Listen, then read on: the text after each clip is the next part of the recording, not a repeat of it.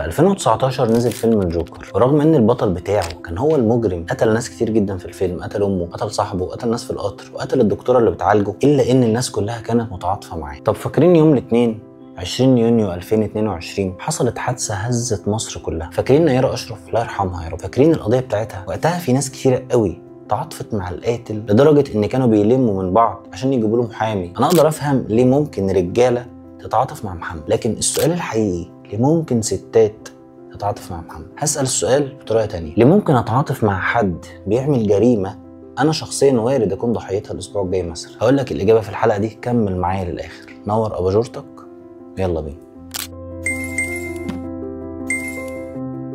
خليني في الاول احكي لك حكايه او اعترف لك باعتراف. انا بشتغل موظف في بنك بقالي 10 سنين، من يوم ما استلمت شغلي في البنك وانا بختلس مبلغ كبير كل شهر تقريبا يعني، واعرف استف ورقي واظبط دنيتي، الحمد لله مستوره، محدش مسك عليا حاجه. من كام يوم كده في موظف زميلي اتمسك وعرفوا انه مختلس. المهم ما طولش عليكم، قلت طول يا موافق. البنك رفض زميلي المختلس الطيب الغلبان المؤدب المتفوق وحولوه للتحقيق، وحاليا هو على وش سجن عقبال ما تشوفوا ولاد الحبايب. بس انا طبعا مش هسكت، انا هقلب الدنيا وهضغط على اداره البنك عشان نلم الموضوع بالحب. ايه يعني سرق شويه فلوس هنضيع مستقبله يعني؟ طبعا عايز اقول لك ان القصه دي كلها مش حقيقيه، عشان بمنتهى البساطه انا ما بشتغلش في بنك. حتى لو بشتغل يعني مفيش مختلس هيسلم نفسه على الهوا كده، ركز. بس خلينا في موضوعنا يا سكر. ايه رايك في موقفي مع زميلي السارق المختلس؟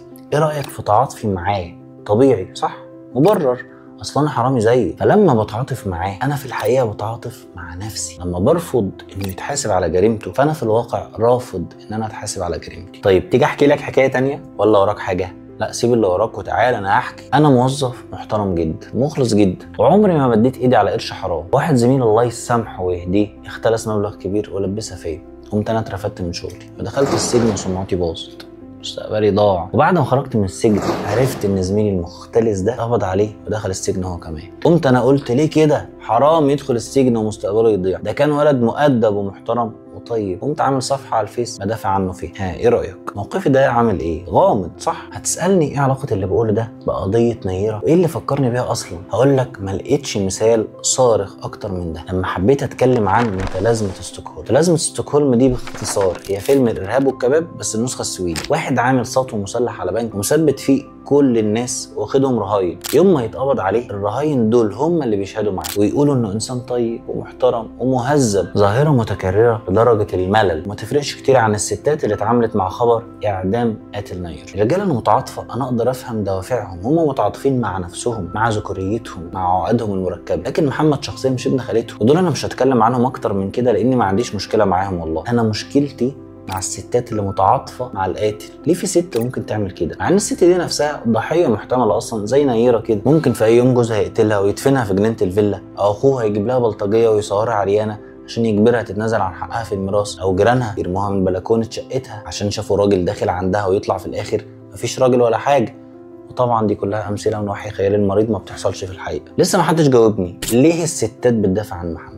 الإجابة عند علم النفس. في عقدة نفسية شهيرة اسمها متلازمة ستوكهولم، الدحيح عمل عنها حلقة على فكرة تقدر تتفرج عليها وتبص على المصادر. متلازمة ستوكهولم دي باختصار هي حالة تعاطف الضحية مع الجاني. لو أنت مغرم بقراية أدب السجون زي كده مش هتلاقي مذكرات سجين في الدنيا ما فيهاش كلمتين حلوين في حق السجان بتاعه. كان بيعذبني وبيشتمني بالأم والخالة وبيطفي سجاير تحت باطي وبيسمعني ازيك حبيبي بتاعت الفنان مصطفى كامل غصب عني، بس الشهادة لله كان حنين. أنا شفت الحنية في عينيه، والعيون ما بتكدبش، اصل دي اوامر وهو لازم ينفذها. بس هو والله طيب ومحترم وابن ناس. ده نفس السبب اللي علشانه بنشوف ست بتاكل العلقه المحترمه من جوزها وبعدين بتقول انا برضو اللي عصبته، والله هو طيب وحنين بس عصبيته وحشه. هي نفسها الست اللي بتعرف ان جوزها بيخونها وتقول لنفسها ما يمكن عشان انا مقصره في حقه، مش عشان هو قذر مثلا، لا لا لا انا مقصره انا عارفه. الناس بقى اللي مصابين بمتلازمه ستوكهولم دول مش حابين ضعفهم وانسحاقهم قدام جلادينهم، هم عندهم احتكار لحالهم. الاحتكار ده لو مشي في مساره الطبيعي هيتحول لثوره على الجلاد، وده غالبا اللي بيحصل في الاول لحد ما الضحيه بيدرك انه مش هيقدر يعمل حاجه مع الجلاد وانه اضعف منه بكتير، فاحتقاره لوضعه ولضعفه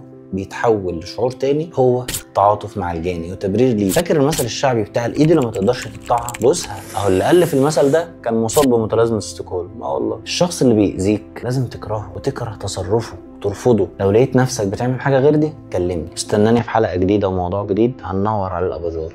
سلام.